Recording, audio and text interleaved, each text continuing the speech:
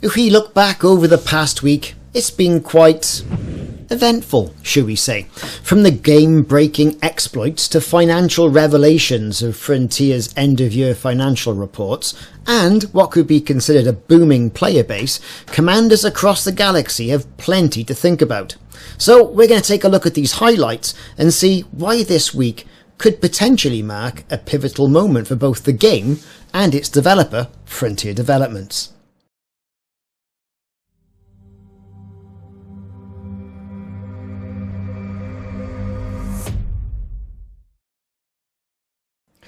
One thing to point out is I don't normally go into exploits on this channel, but this one is a little bit of note.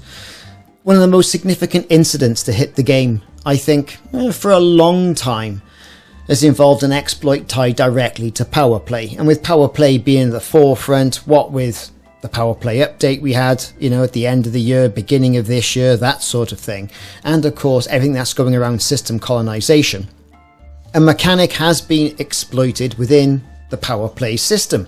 This is where, people pledge allegiance to political factions and wage influence wars across systems. The particular exploit was centered on Odyssey's on-foot mechanics, however, and allowed players to flood certain systems with millions of merits in record time. It's kind of all I'm going to really say about that. However, according to Frontier, the most effective region was the Sol system, the home of Earth, which was undermined by a staggering something like 1.8 million control points in just 24 hours. A feat unachievable through standard gameplay, so alarms went off in Frontier Central.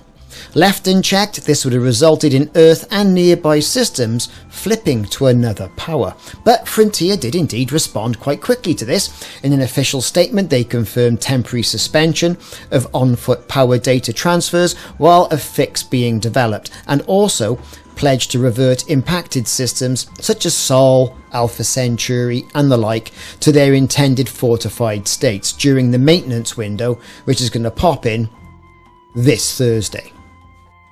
Now, this is all well and good, and I suppose some people do love an exploit. However, the studio has yet to disclose the number of players who were involved, or whether they'll invoke any disciplinary actions on said players. However, it kind of happened. They've reacted to it. I mean, what are they going to do really at the end of the day? The situation is contained. However, the event did kind of underscore ongoing concerns about the balance and vulnerability within Powerplay mechanics. It's so vast, and they've given us the tools, and people are going to invoke change on a certain scale, I would say. Time to talk about Frontier's finances, however. Now, it's all been very much focused on the turbulence that's happened in Frontier over past years and past months, but there's been a drastic turnaround. Certainly since the beginning of last year, 2024. Frontier released several in-game options for buying early access to ships, up their game in the store with more purchases people could have around skins, weapon colours, decals, that sort of thing, and also starter ships. So Frontier released their financial report for the fiscal year ending May 31st, 2025, and after several rocky years that people love to focus on, that have been marked by layoffs and strategic pivoting, the results show a company on the rebound, which is fantastic news for us of Elite Dangerous players. The total revenue reached 90.6 million, which is great, which is up 1.5%, and anything up is a bonus. And their cash reserves rose to 42.5 million, a 13 million increase from the previous year. They've also instigated a 10 million share buyback that's been proposed, pending a shareholder vote, and that will happen on the 27th of June. That's indicating confidence in the company's trajectory and also a long-term value creation. Now, these gains are partly credited to a leaner focus on fewer titles and then reinvesting, I think, in long-standing IP, such as the game we're playing, Elite Dangerous. Now, following on from that financial breakdown, and I'm not a financial expert, and I don't know why I really put that in, but it does paint a nice rosy picture. Perhaps one of the most surprising revelations is how integral Elite Dangerous has become to Frontier's success story, even though it's got several large marks in there, Jurassic Park being another one, Planet Coaster being another one as well. The game saw a 76% year-over-year increase in revenue, driven again by recent updates, new ships, strategic community engagement. The Thargoid War brought a lot of people back in. There's the thought of the Panther Clipper coming imminently as well. And this growth comes despite Elite nearing its 11th anniversary. Only seems like yesterday we're talking about 10 years of Elite. The game's resurgence has been bolstered by Trailblazer colonization update. People are hauling stuff from one end of the galaxy to the other. Looking forward to that Panther Clipper. There's also the Vanguards expansion. Not sure if that's going to bring an awful lot of players in really, but you never know. You never know. That fleet carrier, that Vanguard fleet carrier might bring people in. And of course there's yet to be revealed major content drop by the year end. Can't wait for that one. Steam charts do show a steady growth in active players, with notable peaks during the holiday period of 2024, which when the final Titan bit it and the war around the Sol system, and the third highest seasonal engagement Frontier's ever recorded for the game. And that's just Steam, and let's face it, that is just Steam. Never mind the Epic Store, whether you get in via the Frontier launcher or however else you get to the game.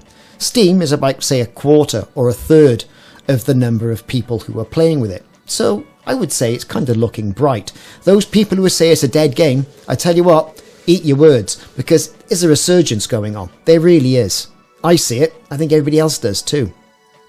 So why does all this matter? Elite Dangerous' recent boost in revenue and activity is by no means accidental. They had to do something, and they had to do something quick. They had a catastrophic year 2 years ago, I think it was, and it's a case study in post-crisis recovery. It's got to be. I mean, after the backlash from Odyssey, we have to mention it, and then Frontier focused its efforts. There are the terrible games. I don't actually think it was terrible, but it was received really badly, Age of Sigmar. It's actually quite a good game, to be honest with you. I played it quite a bit, and I enjoyed it.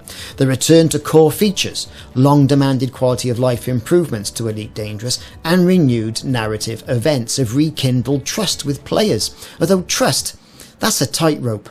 You can go either way on that. Fall off or stay on the rope. Let's face it, if they get the Panther Clipper wrong, what's that going to do? So all pressure on Elite Dangerous when looking at that.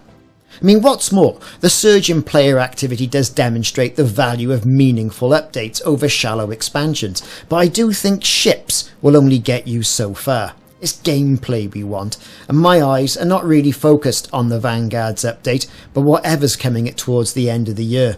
And I hope it's good. Either way, I think Elite could solidify itself as a definitive open universe space sim, once again at the top tier, and become a really good contender, fighting off efforts from No Man's Sky and certainly Star Citizen and X4. Finally, delivering on its promise from the early Kickstarter days, and therefore being the game we all love for another 10 years to come. Who knows? Let me know in the comments what you think. I'll see you soon.